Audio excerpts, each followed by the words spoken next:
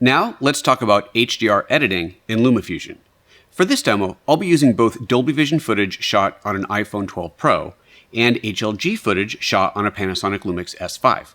They're both already on my iPad. The iPhone footage synced via iCloud from my iPhone to the iPad's photo library, and the HLG footage was imported using an SD card reader and imported directly into LumaFusion. To learn how to do that, watch video 7-1 in this series.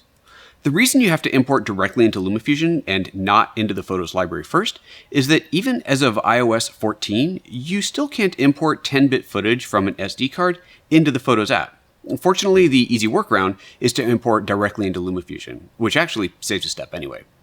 Create a new project as you always have. Tap the Create Project button, which gives you 3 components that you can control: the frame rate, the aspect ratio, and the color space. Color space is extremely important for HDR. The right color space is what makes it HDR. By default, they're all set to based on first video clip added, which is almost always fine, and you can change it after the fact anyway, but let's take a look at the color space options. The first two are standard Rec. 709, which is a standard dynamic range 8-bit color space. There's also a 10-bit option, but that's still SDR. You might recall Rec. 709 from the introduction when I first mentioned color spaces. The HDR color spaces are in Rec. 2020. We don't need to get into it here, as it's not necessary to understand all of this to effectively edit HDR footage in LumaFusion, but if you want to learn a lot more about HDR editing in general, I encourage you to visit my website at photojoseph.com/HDR, where I'm putting together a huge free education series on HDR. Anyway, the other 3 options in here are all wide gamut HDR, in HLG, HDR10PQ, and P3 HLG. The right option for iPhone Dolby Vision footage or HLG footage is simply HLG. But again, instead of setting it manually, I'll leave it on based on the first clip added to ensure the correct color space is automatically chosen. Give it a name, and tap the plus button. Now I'll add an iPhone shot HDR clip to the timeline. And if I tap on the settings icon in the lower right corner, you can see that this project is now set to 60p, 16:9, and HLG. Let's add another clip. This one is from the Lumix S5, shot in HLG. You can now edit this just like any normal video project. You can add text, transitions, whatever you like, even color adjustments. Just remember that, similar to working with regular SDR footage, you can't do a whole lot to a shot before it breaks apart.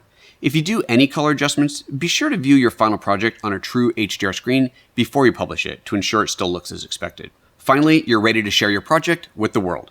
Remember though, that for anyone to see this in its full HDR glory, they'll need to be seeing it on an HDR screen as well. For anyone watching on an SDR screen, since this is an HLG format, the HDR to SDR conversion is built into it, meaning you don't need to worry about it. They'll just see it at its best on their display.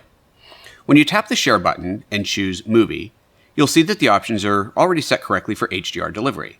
The color space is HLG, and the codec is HEVC H.265. This is extremely important. Remember that part of HDR is the bit depth. You need 10-bit color bit depth to be HDR.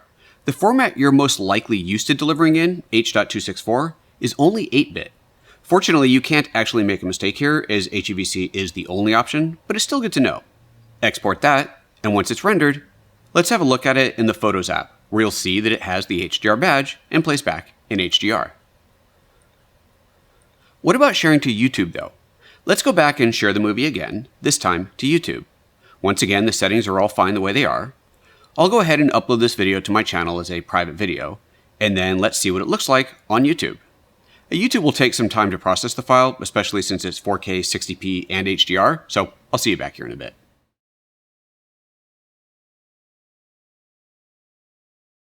Okay, it's done. To view it in HDR, you can use the YouTube app on your iPad or iPhone. You know you're watching the HDR version if you see this HDR tag in the quality selector on YouTube. Also, depending on your computer and monitor, you may be able to see it in HDR there. YouTube will automatically load the HDR version if the hardware and software will support it. You can even pull it up on your HDR TV. However, know that if you have the Apple TV 4K, which is the latest model as of this recording, the YouTube app on there does not play HDR. However, if you have a smart TV like the LG C10, then the built-in YouTube app on there does support HDR. That's everything you need to know about editing and delivering HDR shot in HLG using an iPhone 12 series or above, or even using a full-size camera. The next video in this HDR special series will show how to edit log footage and convert that to HDR.